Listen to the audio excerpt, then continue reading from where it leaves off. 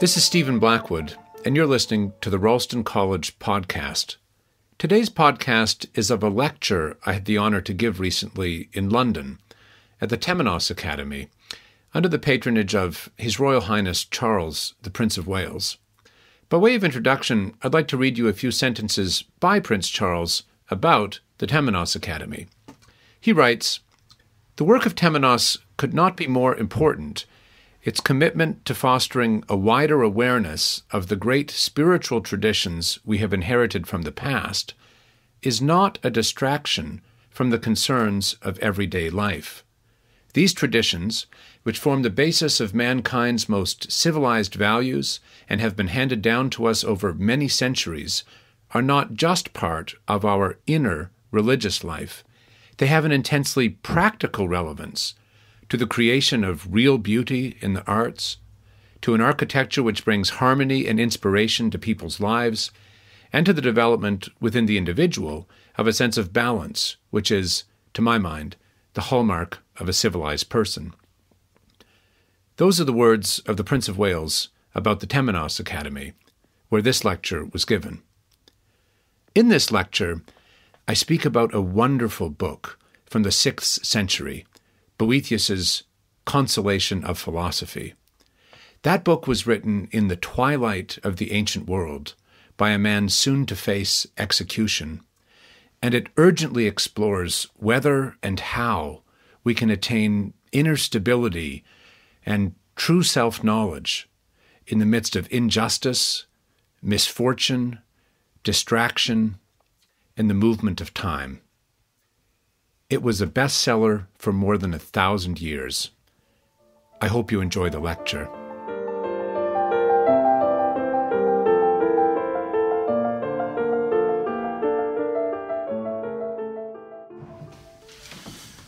Thank you very much, Dr. Neidler, and let me thank too Stephen and Genevieve Overy for kindly inviting me here this evening. It is a great pleasure to be here at the Temenos Academy, because it's the Temenos Academy, and not least because in my experience, it's not every day that someone asks you to speak about Boethius, though he was, of course, a very important figure for, well, he was sort of on the bestseller list for about 1,000 years. Nowadays, one normally gets the response Bo-hoo. So it's a real pleasure to be here to spend some time thinking about this wonderful little text, which I think goes to the heart of human experience, of what the meaningful life is. I'm both going to presume that you've all read the text and that none of you have read it, if I can put it that way. So I hope there'll be something here, if you haven't read it, that you'll be able to follow something of what I'm suggesting its argument is. But also, if you are well familiar with it, that you'll perhaps correct me afterwards if you don't agree with my account.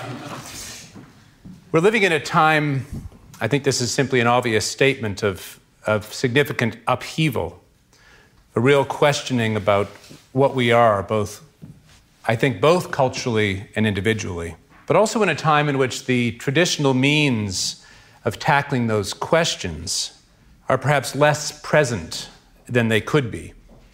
Not only because, at least in certain respects, our institutions, political, religious, educational, cultural, have in significant ways forgotten themselves, but also because of radical changes, for example, in the movement of people, in mass transit, and perhaps above all, in the human relation to technology, especially in the constant presence of interrupting and distracting devices like this one, which have brought about a state, I think, in which there is less quiet in human life than at any point in history, with the result that self-knowledge, contemplation, deep creativity, and all other sorts of things that depend on undistracted quiet, at least at regular intervals, are at least in significant ways harder to come by now than ever before. With regard to that problem of distraction and the loss of self, both in the life of the individual and more widely in our culture, the little book I'm going to speak about tonight, The Consolation of Philosophy, and the life of its author, Boethius, offer us, I think, an illuminating antidote. Let's call it a guide to recollection, where we remember and return to ourselves. So that, in a way, is loosely my topic this evening, to speak about recollection and self-possession in Boethius's Consolation of Philosophy. But the ideas at work in Boethius had a very long history before he came along, and he is very intentionally giving them a kind of rebirth. So I'd like to start by sketching them out in the place they originate, in ancient Greece, more than 1,000 years earlier. I want to begin with Greece not only to give us some images that the poet Homer gives us, partly because images can be helpful, I think, when we're dealing with difficult philosophical, abstract ideas. But I also want to return to Greece because I think it gives us a sense of how these ideas are themselves both the ground and the expression of a culture, both its basis and what comes out of it. We often rightly turn to Greece as a kind of origin of the cultural history, at least in Western Europe, that leads to our own culture. It is nonetheless salutary to note that it was itself the product of a very long cultural development about which we know far less. I had the opportunity recently to see the excavations of the Minoan town of Akrotiri on the ancient island of Thera, now Santorini. The flourishing of which town, complete with marvelous multi-storied buildings, wall paintings, and decorated pottery, was in the 17th century BC, before it came to an end with a sudden volcanic eruption. So 1,000 years before Homer, there is an awful lot going on in the Aegean. The astonishing developments of ancient Greece themselves rest on a long cultural evolution. I work in higher education, so whenever I say higher, education seems to follow. Higher civilization is a fragile and almost miraculous achievement, which took a very, very long time to attain. It's the creating of a light that can very easily be snuffed out as well. That is, as it were, the context. For the context, I'd like to give tonight Akrotiri, because it situates even the past, that is to say, the past of the Golden Age of Greece, in relation to an earlier past. It places us already in the dynamic of the continuity of recollection, insofar as even what we remember is, in a sense, already a remembering. So I want to bring before us a couple of images from ancient Greece and really just from one wondrous poem that I'm sure you all are sort of familiar with at least, and that is the Odyssey of Homer. And an image just from the beginning is really all we're going to look at, because it brings before us something of the dynamic that I want to look at in the Consolation of Philosophy. So the Odyssey begins with a conference of the gods up on Mount Olympus. Athena wishes to help the hero Odysseus make his way home. But Odysseus had disrespected Poseidon, not only by blinding Polyphemus, but then by bragging about it. What I want to bring before us here is the sense in which the gods are having a real discussion, one in which various claims are made, opposed, and then reconciled.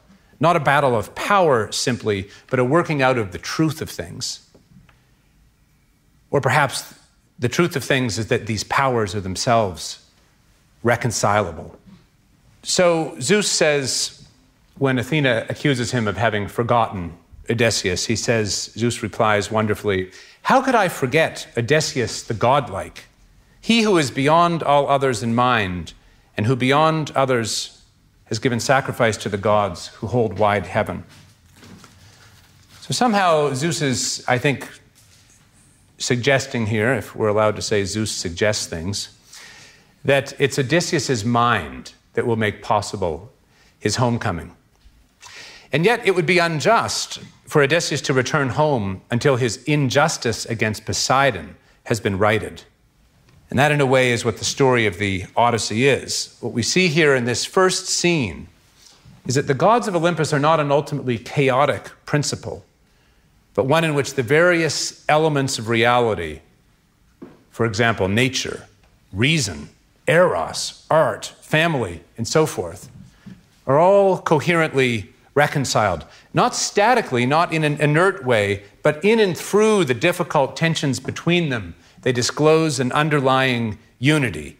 Thus, the conference of the gods held under Zeus is a glimpse, I'm suggesting, into the Greek vision of an order that underlies reality, or that, in the truest sense, is reality, what's really real.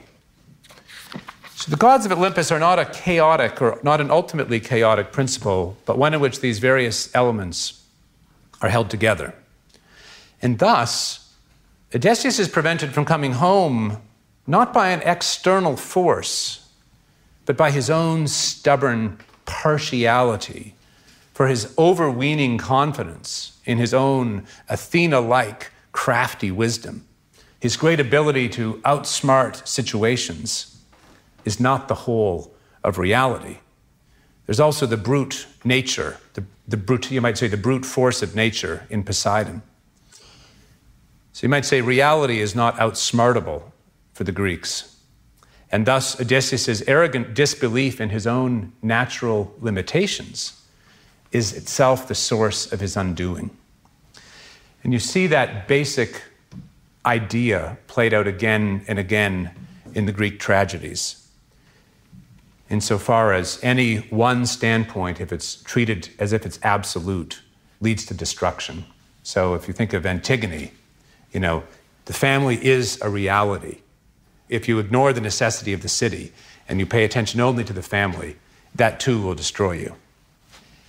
And thus, Odysseus' return home is possible only as he comes to will within himself the order of the whole. That is, to understand that whole as within himself. But there's another quite fundamental and fundamentally Greek, I would suggest, element here that I'd like to draw our attention to. And that is in the very remarkable fact that Odysseus should want to go home at all. You will recall that the Odyssey begins with this wonderful image of the hero on the island of the goddess Calypso, where, frankly, life seems pretty sweet, really, with a goddess to make love to every night, with his every material need perfectly met. It's the kind of image of the immortal life of the gods, which he is, in a sense, invited there to join. At least this is the image the poem gives us. And yet there he is. Homer gives us a beautiful image. There Odysseus is, longing for home, despite this immortal possibility in front of him, weeping mortal tears into his immortal clothing. He wants to return home knowing it is a mortal life, one of imperfection and toil, and ultimately death. But there in Odysseus' desire to return home, a return possible only by seeing in himself something of the order of the whole, is, I think, a really fundamental insight of the Greeks, namely that our finite lives have in them somehow a fullness in their finitude. And yet that fullness is not where we begin. It's a journey to get there. So from this brief sketch of Odysseus' beginning, this few images from the beginning of the Odyssey, I think we have the elements I wish to bring before us as we turn to Boethius. First, something of the underlying coherence of reality itself, not despite its oppositions, but in and through them. The gods are not in a passive unity, but an active one, in which their competing claims are harmonized, but it's a real harmony. It is the nature of the real. Second, our alienation from that harmony, both through our own willful blindness and through the inherent difficulty of life itself. And third, the returning home, the finding of that whole or unity through a journey of self-knowledge within ourselves, and not despite, but because of and in our own experience of time and change. It's not difficult, of course, to see emerging in this great poem many of the elements of ancient Greek philosophy, which I'm sure some of you are familiar with, which seeks above all, that is to say, the ancient Greek philosophy. I know this is a wild reduction, but perhaps that's necessary sometimes. Seeks above all an understanding of how the parts are related to the whole, how the sovereignty, the logic, and the nature of the whole, what I'm calling the life of the gods, how it is present in all of the parts. We see this architecturally, for example, in Greek architecture, where certain proportions replicate throughout a building at every level. And then it turns out that those very proportions occur throughout the human body and throughout nature generally, if you think about the golden ratio or golden mean. But it is most fundamentally in a meditation on the nature of the human being, how in its own activity it comes to know itself, by knowing in itself the activity of the whole, of those ultimate principles that the Greek philosophical vision is directed. But this leads to a paradox, and that is, to put it very simply, how can we ever become something we are not already? If we begin in alienation and fragmentation, unconsciousness, sadness, despair, depression, how can we ever become anything other than that? Free, coherent, lively, in possession of ourselves. Do we leave ourselves behind in order to become something else? But if that were so, how would the second, better state have any relation to the old one? Or as Plato puts it wonderfully in the dialogue named Meno, some of you may know, how can you look for something if you don't already know what it is? And how could you even recognize it once you found it, if you didn't already know before you started looking, in a sense, what you were looking for? Plato gives a wonderful account that gathers this idea, this dynamic, this paradox into one, and that's in his idea, his theory of recollection. And that has it that the soul is immortal. It's born, in a sense, knowing everything, but it forgets. And thus, learning is really a remembering of what's already inside of you. And self-knowledge is thus an awakening of the self in the world, through which what is in you and forgotten, it's sort of implicit, becomes explicit and remembered. The thing is, this only works, this entirely presumes, you might say. It only works because, and if, what is in you is somehow also the nature of what is outside of you. Somehow what the nature of the world out there is must be somehow our nature, or we could never find ourselves in it. So that is what we want to think about tonight, how that journey happens, or at least how Boethius suggests it happens in this wonderful text. I want to put to you, though, a sort of bold claim, and that is that the ideas and the ideals that surround and support and mediate this movement of the self, to become itself, to discover that harmony outside of itself, in itself. I want to suggest that the ideas and ideals that make that possible were the Greeks' great and lasting gift. In architecture, in ethics, in philosophy, in drama, in theology, in politics, in the nature and freedom of the soul, in a certain sense, It's all there, or at least in a form clearly enough articulated to inspire subsequent age after age.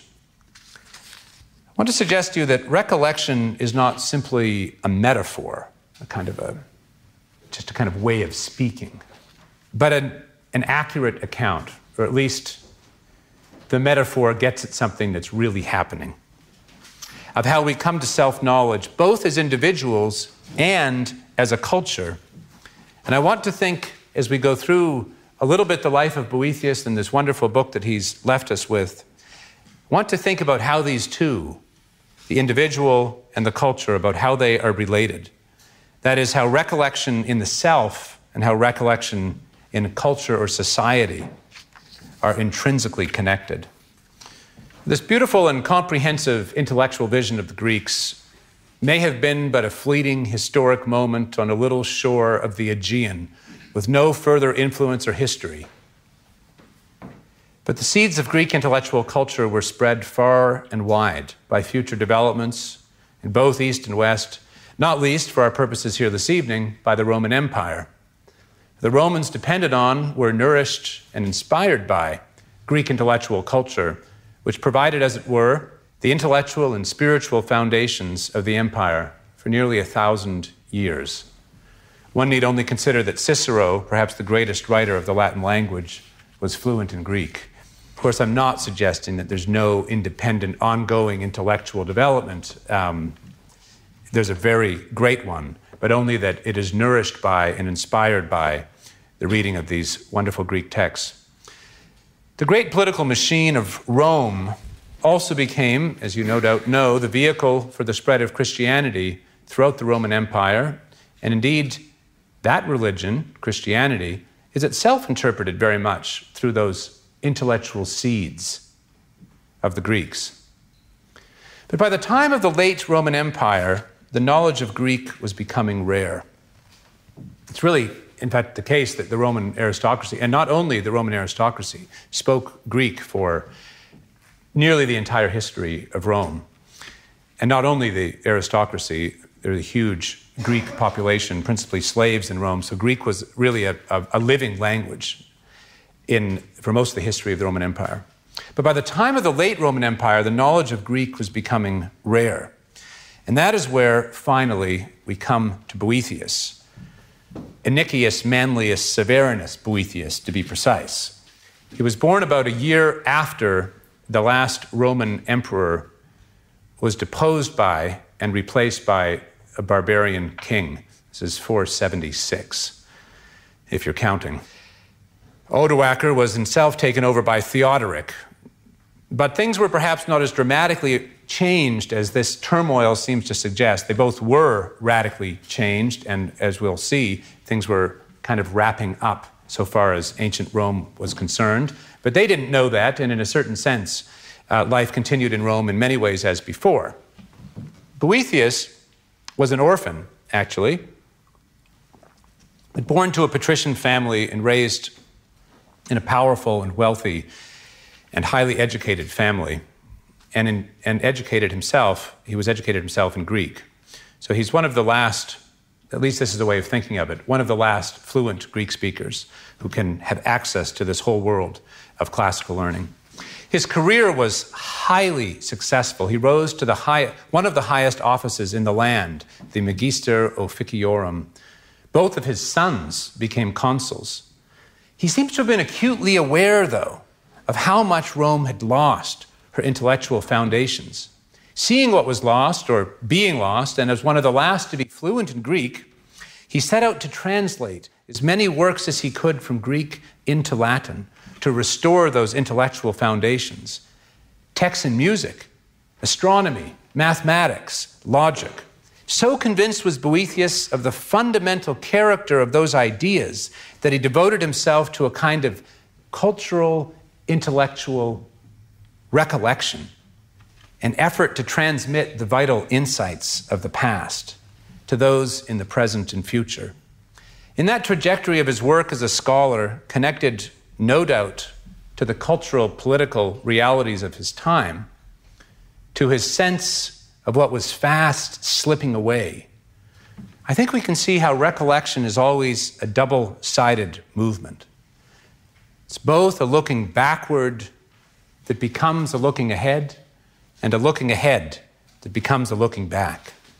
Why look to the past if not to look forward, and how in the same moment the looking forward becomes a looking back? So Boethius undertakes this enormous work of translation, music, astronomy, mathematics, logic, as I'm saying. But then at the very height of his powers, his wealth, his station, his learning, he is accused of treason. We don't really know what happened, but we think he was accused of colluding with the Eastern Empire against the king. He was put in prison, and after a year or so, this is in 524-25, he was brutally tortured and executed. There was to be no restoring of the foundations for ancient Rome. Within not too many years, the great ancient Roman Empire collapsed in ruins. And that was the end of Boethius. Except it was not the end, in another sense. While he was in prison, Boethius had written a last, very beautiful little book. This one had all the learning of the man, of the scholar, but was of a very different character.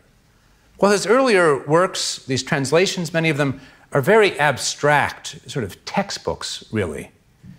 This one is vivid in its particularity and is possessed by the urgency of the problems it articulates and seeks to address.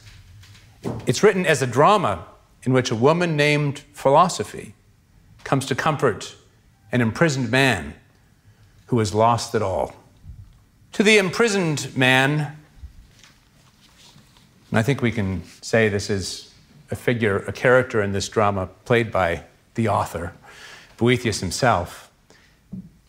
To the imprisoned man, the doctrines and ideals in the abstract were no help, in a way that only the greatest of literary works can ever do. Boethius's Consolation of Philosophy brings these ideas to life.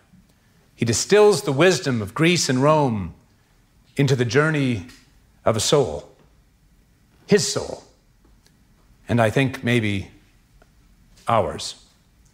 That journey is conceived as a journey of recollection, of remembering what one really is. It's a journey of recollection, though, in three ways, all intertwined. First, it's a recollection of the wisdom of the ancients. Second, as a recollection of the prisoner to his true self, a return to self-possession.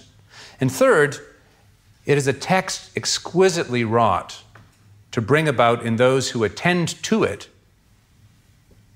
bring about in them the same movement, the same recollection of self, the same self-knowledge, the same self-possession. At least that, I think, is the idea. Though Boethius could never have known it, this wonderful little book was to do far more than I think he would ever have dared to hope, even though his particular hopes were all completely and utterly dashed. There's a seed depository somewhere in the far north where they're gathering all the seeds of known crops so that in the case of a nuclear war, there'll be a place to go to find the seeds that the future would need, to replant them, out of which replanting those seeds which have survived can regenerate. And that, in a sense, is a good metaphor for what happens with Boethius's texts as a whole, but in particular with the Consolation of Philosophy.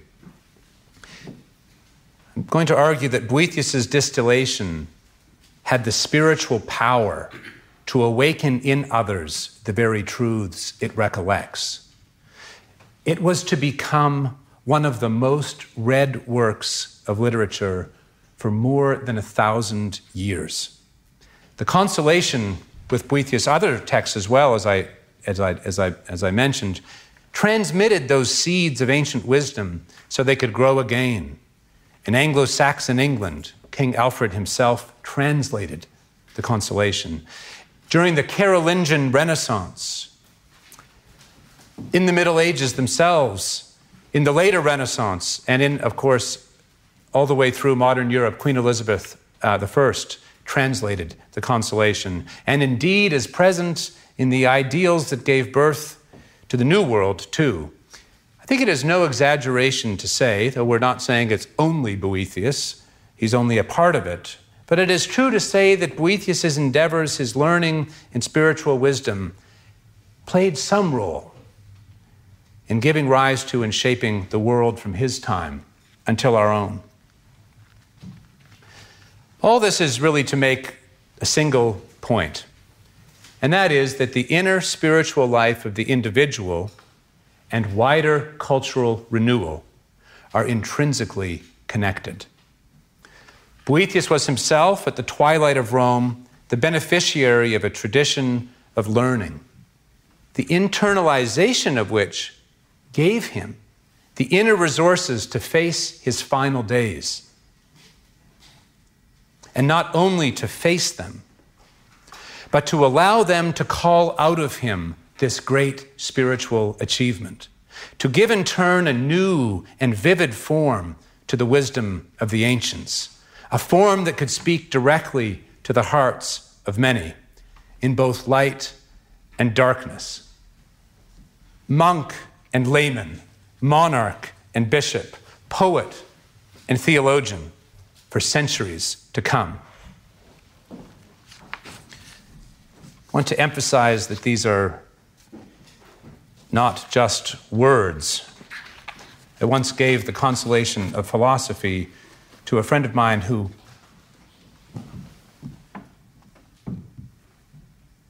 had been, diagnosed with a terminal illness. And she wrote to me a few weeks later saying that words had never been so powerful to her. So let's now turn and look at Boethius' Consolation of Philosophy to get a sense of the recollection it aims to bring about. Now, of course, we can't go through this intricately wrought work in detail in just a few minutes, but we can look at a few key moments in its argument, and I hope also get a sense of its extraordinary literary power, to see something of the vision of recollection that it both puts forth and brings about. The basic frame of the text, of course, is a drama, which there are two characters, a woman, an anthropomorphized philosophy, and a prisoner. She comes to comfort him in his despair, in his prison cell. The book opens with a marvelous scene. It starts with a poem, a very woe is me poem. Latinists say it's a pretty bad poem in a sense, and it's meant to be that. Very sentimental, woe is me, I'm longing for death, but death won't come, I've lost everything. Interestingly, this is portrayed as the muses are dictating to him, as if he's passively receiving these emotions. So the first scene is one of passivity in relation to his emotional and psychological state. And then in comes, bursting into the scene, this astounding character with blazing eyes, who says, who let these muses in here? She casts them out. She says, they're poetic harlots. They have no cures for his pain. She says, in fact, they only make it worse. So I think what's suggested here is that there is sometimes no way out from within the immediacy of our own sense of things, our feelings, our psychological state. She comes in immediately and says, what you're feeling is not really the whole story. In fact, what you're feeling is the reason you're stuck where you're stuck. It's amazing how different this very premise is from, I would say, a very widespread assumption in contemporary culture that affect, or how we feel about things, is often presented not simply as having a kind of reality, but a whole, immediate, absolute reality. Well, philosophy, that is, I'm often going to refer to philosophy as the character, not the discipline. This is Philosophia, this wonderfully vivid, transcendent character. Philosophy rejects that straight away. She says there's a more real reality to what you are immediately perceiving. And indeed, your perception is part of the problem. It is a fundamental cause of your illness, she says. It's a beautiful scene that follows, because he can't even recognize her. He's blinded by his tears, he says. This lovely image in which she makes a fold in her dress and wipes away the tears from his eyes. She says, blinded as you are by the clouds of mortal affairs. So I take this to suggest that there often is really no way out from within our own internal cycles, tendencies, habits, dynamics. But then the question is, who is this woman? And that is a big question. The description of Philosophia in those first chapters is, I think, one of the richest moments in all of literature. But just to pick out in a couple of elements of the description, she's described as ancient, but having blazing eyes that see more clearly than eyes of the present. So in some sense, I think she's an image of eternal wisdom, but also as present in the moment. She's portrayed as a real thing, not a creation, not an imaginary, not a construct, a real thing, independent of him. But yet, at the same time, one has to think, Boethius writes this book, there he is in his prison cell. He's generating this image that we now appreciate when we read the text. So there's a sense in which she must be within him too. Wisdom, or sapientia in the Latin. She is in a way the logos, both external and internal. And both of these are dynamic and not static realities. For Boethius, truth is not inert. It's something alive. So the whole text is going to be about the relation between the internal and the external. That work of recollection or conversion is another way in which the ancients conceived of this ascent. So she has to clear these immediate clouds so he can at least talk and recognize her. He's really in a mess at the start. Gosh, and I think we all know people, and perhaps ourselves have had experiences of being there when there's no way out. We seem to be totally, completely victims of circumstance. So she clears his eyes and he can recognize her, and at that point he regains his ability to speak, and he is able to encounter her, you might say, in a discursive way, and to say, all right, let me really tell you what I think is wrong here. And he gives a very long and a very persuasive account of the injustice that he has suffered. He is a victim. He's been the victim of injustice, of fraud, in a situation in which his very virtues were used against him to bring about his downfall. So he says. And he says, so here I am, deprived of all my goods, stripped of all my honors, and the object of evil gossip, and punished for my good service. And I seem to see the wicked in their factories of crime wallowing in their evil delight, all the corrupt now plotting new accusations, while good men cower in fear, terrified by what has happened to me. The base and wicked are encouraged to greater boldness by their impunity, to greater crimes by the rewards, and the innocent deprived not only of safety, but even of the chance to defend themselves. I think it needs to be said, this is not a weak argument. That the innocent suffer is surely not a questionable claim. And this brute fact seems to suggest a pretty fundamental injustice in the nature of things themselves. This is indeed one of the hardest of all perennial questions, among the most difficult challenges to the human spirit. For it seems to suggest that reality itself is intrinsically irrational and unjust, and thus to make futile all our efforts to make sense of it. The heart of the prisoner's complaint is a fundamental question I think we all ask, certainly when faced with hardship, loss, or senseless suffering. I read the obituary today on my way here of a colleague. It was not an intimate friend, but someone I greatly admired. I'm sure all of you have faced death or illness or other circumstances beyond your control. So the prisoner here is making, I think, a pretty strong and legitimate claim, a fair complaint about the nature of things. And it seems, from what we know, let's at least give him the benefit of the doubt that what he tells us about his own situation was true. And yet, here is where the tough love really begins.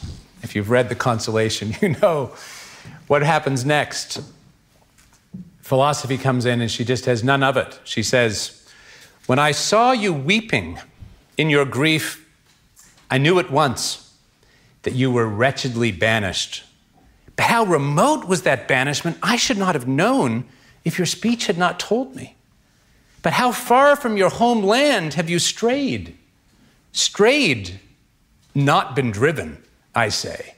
Or if you prefer to be thought of as driven, then how far have you driven yourself? For in your case, it could never rightly have been possible for anyone else to do this. Surely you know the ancient and fundamental law of your city, by which it is ordained that it is not right to exile one who has chosen to dwell there." So she asserts his fundamental agency and freedom even in the face of his having suffered terrible things.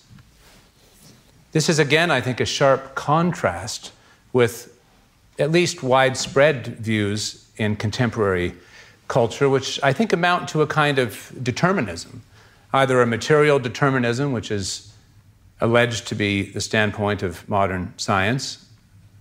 I don't think that is the standpoint of modern science, but alleged to be. Everything is just matter in its motion. It's all in your genes. You've no freedom. It's all predetermined. Or in the reductions of individuals to the traits of group, whether sex or race or whatever the case may be. That's what's primary, not your individual character. Or indeed, simply as in Boethius' case, people really suffer. And there can be a strong sense, I think, that, well, that's it. All three of these forms of determinism are perhaps fairly widespread in the present.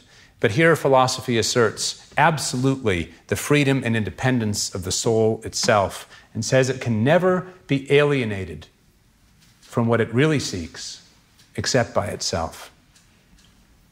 And yet she sees at the same time that he has been alienated from himself. And so she has to help him find his way home. That is, of course, what the whole book, and certainly the remainder of the book, is about, and we could spend many weeks, and it would be a great pleasure for me to spend time with this group going through this book sentence by sentence. But I'll give here, just in the time I have left, a bare sketch of a few key moments to hope to lay out the logic, the arc of the text, and perhaps if you've not read it, to whet your appetites to spend a little more time with this wonderful text.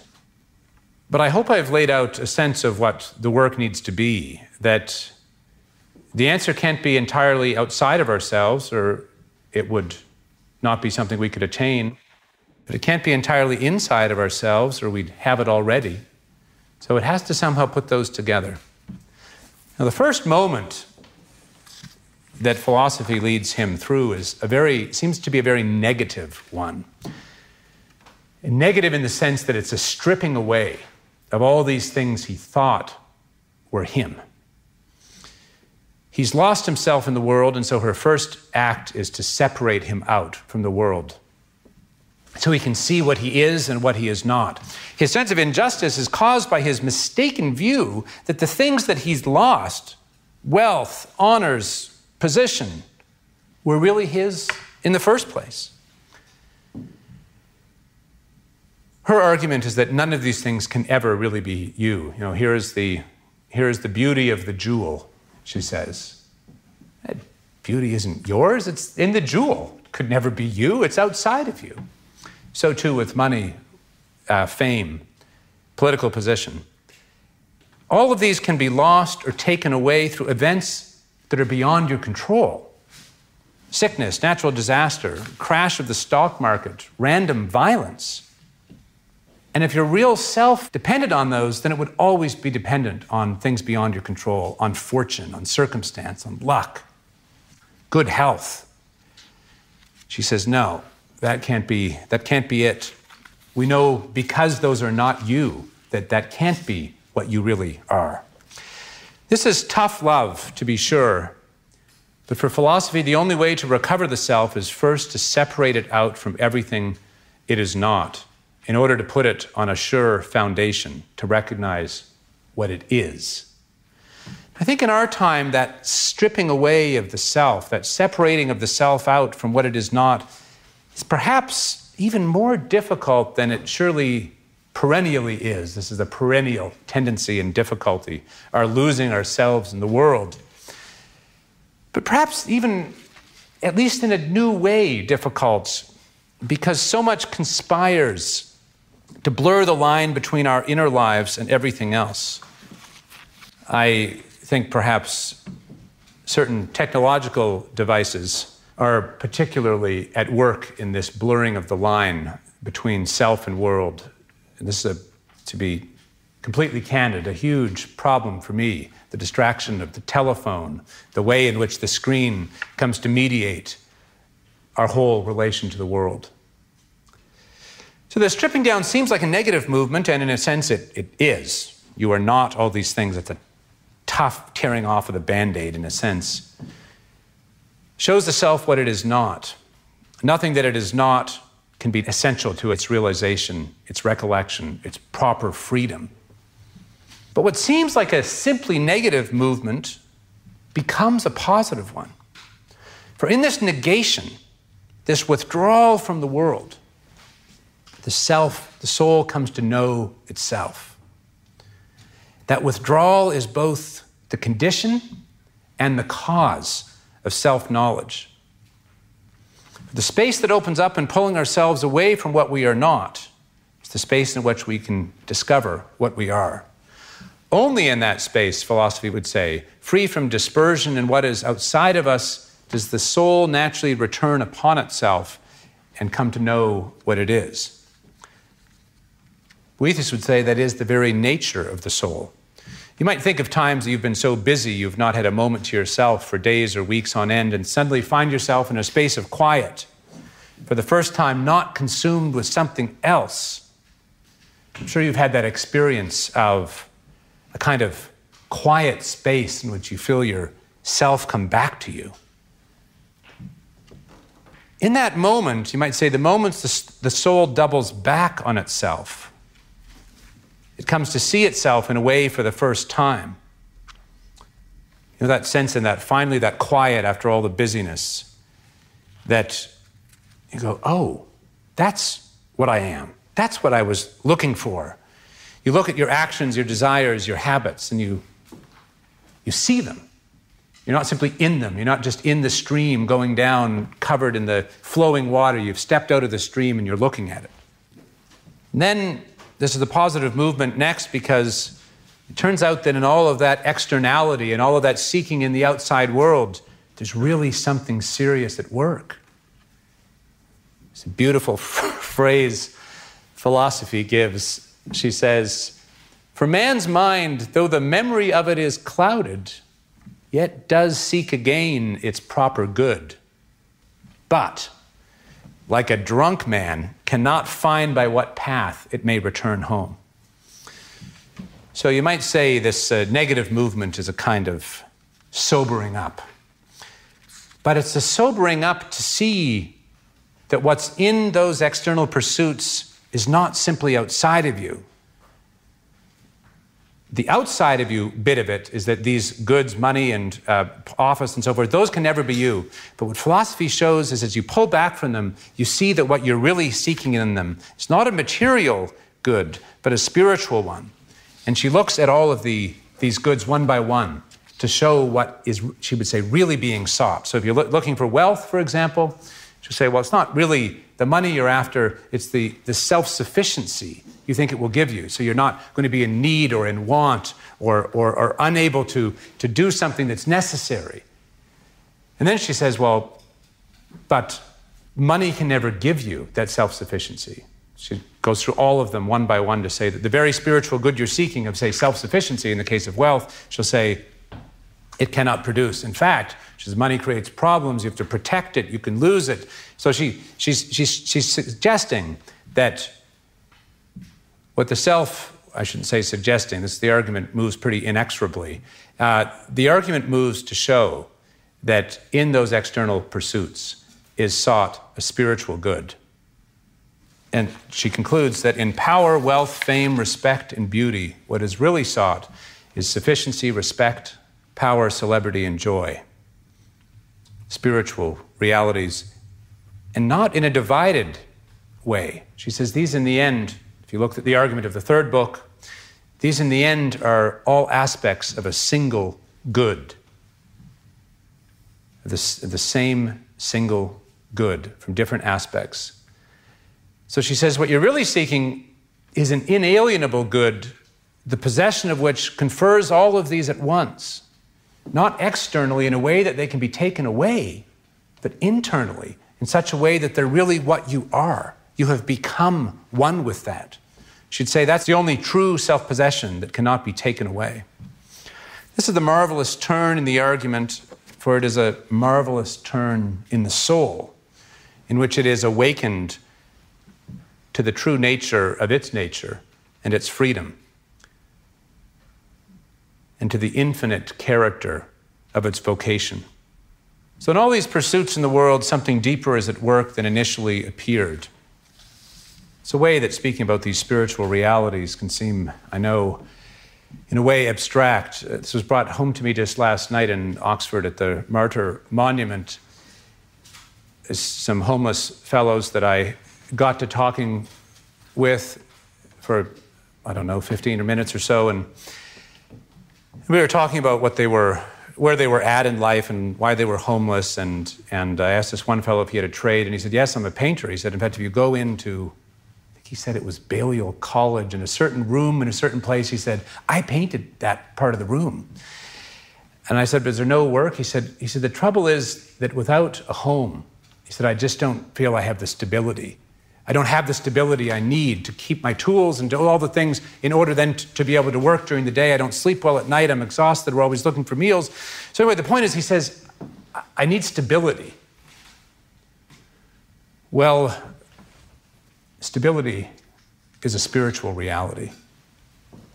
This awakening of the self is just beautifully portrayed in this only one poem of the Consolation's many poems I want to read here as we come towards the end. Though lions from Carthage wear fine-fashioned chains and eat out of a man's hand, and fear being used to beatings, their harsh master, if blood once touch their bristling jaws, their long inactive spirits revive. With rumbling growls, they are themselves again. Shake their necks free from broken knots, and the first to slake their rage, torn by blood-stained teeth, is their trainer. The treetop chirruping bird is shut in a coop like a cavern. Men treat her as a toy and care for her with kindliness, putting in honeyed drinks and food aplenty. Yet, if she sees, hopping in her narrow cage, the beloved shade of trees, she scatters her food beneath her feet and all she wants is her woods. Bend now with all your strength the sapling's top to the ground, but if the right hand bowing it let go, its top again points straight up to the sky. Aren't those lovely images? In the lion, that sense of awakening, the uncontainability of our souls, if only they taste what they are made for. The songbird, the beauty with which the soul longs for its return once it catches a glimpse of its true home. The refusal to allow anything else to satisfy. And the sprightly, springy sapling, the natural rebound of the soul. These images speak of return, of recollection, of knowledge of self, and return home as one and the same. Now it's a multi-staged argument through the rest of the text. But what has happened in this reflection, the self withdraws, it comes to see what it's really seeking, and it turns out what it's really seeking is the good itself, self-contained, complete. It's desiring that good. What this argument shows is that the very order the prisoner thought was missing from the world, or absent, is present in it. For the very seeking of that good is proof of its sovereignty. This is the argument. Aristotle has a wonderful phrase. He says, God moves all things by being loved. In our very seeking is revealed the sovereignty of that which we seek. So says philosophy. That good which pulls us along through our inward desire. And thus too is revealed the justice that he could not see. And why is that? Because in the end, the wicked fail to attain the good they seek, while the good attain the very inalienable and infinite good they are seeking, regardless of external measures in the world. I'm sure you have encountered in your own lives people doing good and bad things, and have a sense that when someone has done something terrible, it's in them. They are, in a way, that is what they have become. This is an argument that goes back, by the way, to Plato's Gorgias. But so too, I'm sure you've seen a depth and consistency of love, virtue, self-sacrifice, courage. That's what the person is. The good they will is what they have become. Cannot be taken away. In this movement, wonderfully, the world is retrieved. This text is not preaching or advocating or arguing for a quietist standpoint, as if the answer is that we should simply withdraw off to the world to have our lovely recollection session and just stay there, or hope that we can leap out into eternity. Precisely what this recollection reveals is the coherence and integrity of our lives in the world. That is a paradox, I know, that by withdrawing, we come to know ourselves in the world and to become indeed more present to that from which we have withdrawn. Very beautifully, then, and the text concludes with this reflection in a very philosophical form, but very beautifully what this text is saying then. By the very fact that you can come to see what you are really seeking in and through those broken, finite pursuits, it means somehow those broken, finite pursuits are in the thing that you seek, or else you couldn't come to know it in them. It's not another world in which you come to see this good at work. It's in the broken one, the finite one, The text concludes with a reflection on the relation between eternity and time. That is fitting because this whole journey has been a journey of recollection, of reflection in memory, not just memories. They say that goldfish have a 3-second memory. You can imagine swimming around the little tank. Oh, look, a castle. Oh, look, a castle. But you wouldn't get that far because there's no memory to have the idea of a castle. There's no memory by which you could hold the memories to know them. And so memory is not just memories. It's an ascent in which what is in those memories is disclosed. The patterns in memory lead to a knowledge. You might say an upward ascent to what is in them. But that can only be possible because those patterns, as it were, those deeper knowable realities in them are in you already. So in this recollection, in the holding of ourselves in memory, what Boethius suggests is that shows that time is held in eternity, that this is a mediation of moment after moment, just in confused, total disorder, flying off into dispersion, but that in recollection that is collected, stabilized, known as knowable, as stable. And thus, in that slowing of things down, that gathering of ourselves through memory, there is revealed, this is how the text concludes, I would argue, that the temporal world, this life that we're living, both reveals and is held within eternity. That is, that the still moment of the eternal is somehow present in the movement of time. What this shows is that our life in the world is the very basis for this discovery.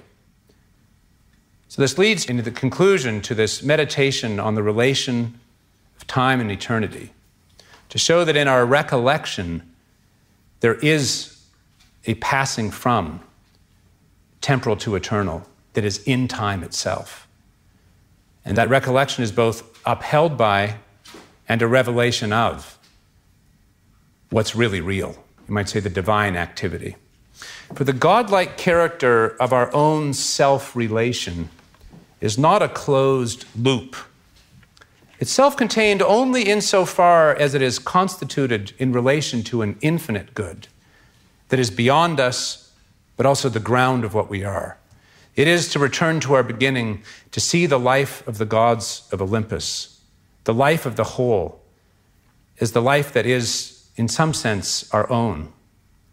To find ourselves, to collect ourselves from the world, and to find in that recollection revealed our relation to the infinite life of the gods. Their eternal harmony as somehow present to us, or let's say taking us up into it. That is, I think, the great power of this book, that to read carefully, to follow, is to enter into the very act of recollection that it describes. I think it is written precisely to try to accomplish that, or to lead us into that itself. There is a vast difference between the world that produced Homer and the one that gave rise to Boethius, just to state the obvious. And yet there is a profound continuity, too, in precisely the vision of the individual as having an intrinsic relation to the life of the whole in its own activity, and in a deep reflection on the ways in which that relation is realized, made actual. That is, the cultural and intellectual and pedagogical forms that awaken the self, that bring it home to itself in the world in which it lives. For not just any book can do what the Consolation does, nor just any art or architecture or music or education, to actualize what is potential in the structure of the self, but those that speak to it of its nature, that draw it out, that reveal to it the coherence of the whole, such that it can recollect that coherence in itself, come to know itself in those, returning home in those to itself. And so there's a double-sided movement. On the one hand, it is the life of a culture that makes possible that inner life. Think of Boethius, all those days in the library. It's the life of a culture that makes possible that inner life, the recollection of the forms of culture and education that make possible that inner recollection. On the other, it is the recollection of the individual soul to itself, that very individual recollection that gives rise to the illumination that can light a whole culture, as in a way I'm suggesting is true in Boethius. So this double-sided movement of culture to individual and of individual to others. For recollection is an inherently illuminating activity for self and others alike. It is the revelation of the life of the gods of Olympus in us, or rather of we in them. There's an awful lot that could be said, I think, about our contemporary culture, which I think is right to see the self as the locus of meaning. But at the same time, it has that, I would argue, in a kind of tragic form, either because it insists on an absolute arbitrary agency, you can do anything, you have no nature, or because it insists on a kind of passivity that denies it its agency.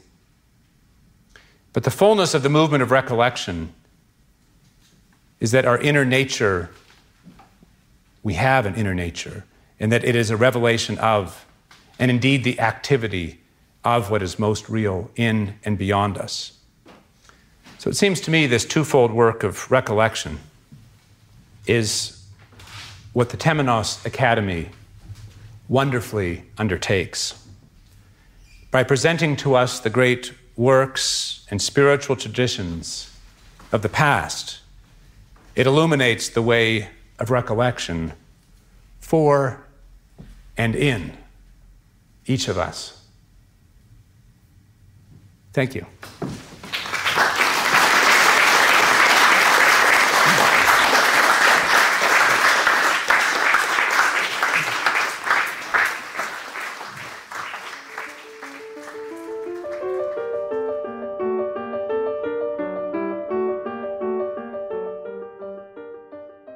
You've been listening to the Ralston College podcast.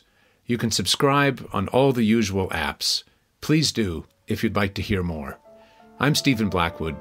Till next time.